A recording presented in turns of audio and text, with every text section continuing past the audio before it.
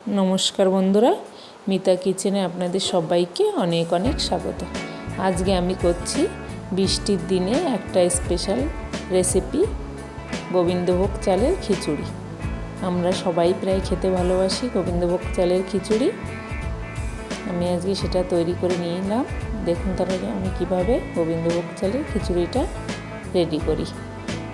আমি এখানে 200 গ্রাম মতো মুগ ডাল নিয়ে নিয়েছি আর 250 গ্রাম মতো গোবিন্দভোগ চাল,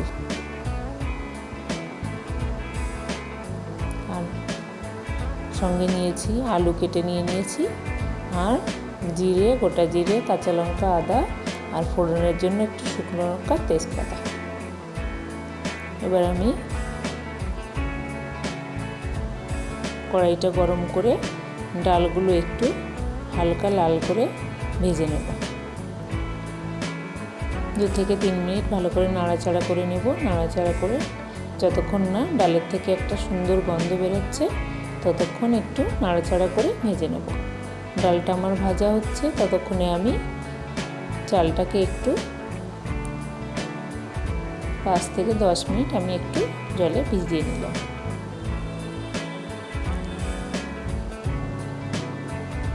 চালটা আমার ভেজানো থাক।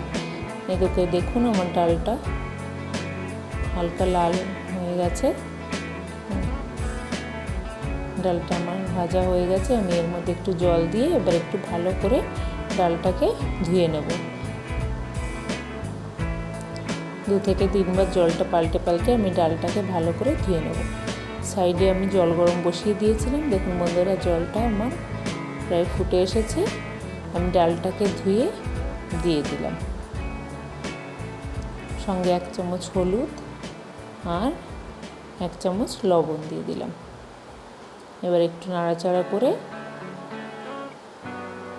ঢাকনা দিয়ে রেখে ডালটাকে আধা বয়েল হতে দেব। পুরোটা সেদ্ধ আমি করব না ডালটা। কড়াইতে আমি সর্ষের তেল দিয়ে একটু আলুটাকে একটু লাল করে ভেজে নেব। আলুটা ভাজার সময় আমি একটু ঢাকনা দিয়ে আলুটা ভেজে নিয়েছি, তাহলে আলুটা তাড়াতাড়ি বয়েল হবে। আলুটা আমার লাল করে ভাজা হয়ে গেছে। এবার তুলে নেব এবং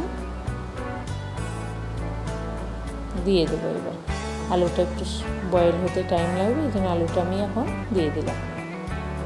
এরপর আরও কিছুক্ষণ ডালটাকে একটু বয়েল হতে দেব। এবার আমি চালটাকেও দিয়ে দিয়েছি এর মধ্যে। আলুটা দেওয়ার 5 থেকে 7 মিনিট পরে আমি চালটা দিয়ে দিয়েছি, যেহেতু আমার ডালটা অনেকটাই সেদ্ধ হয়ে গেছে। গোবিন্দভোগ চালটা খুব তাড়াতাড়ি বয়েল হয়ে যায়, এই জন্য বেশি আগে দেওয়ার দরকার নেই।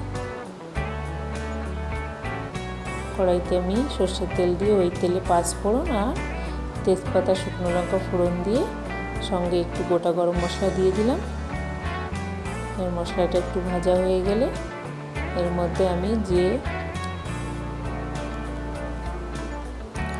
আদা, জিরে, কাঁচা লঙ্কার একটা মিশ্রণ রেডি করে রেখেছিলাম সেটা দিয়ে দিলাম।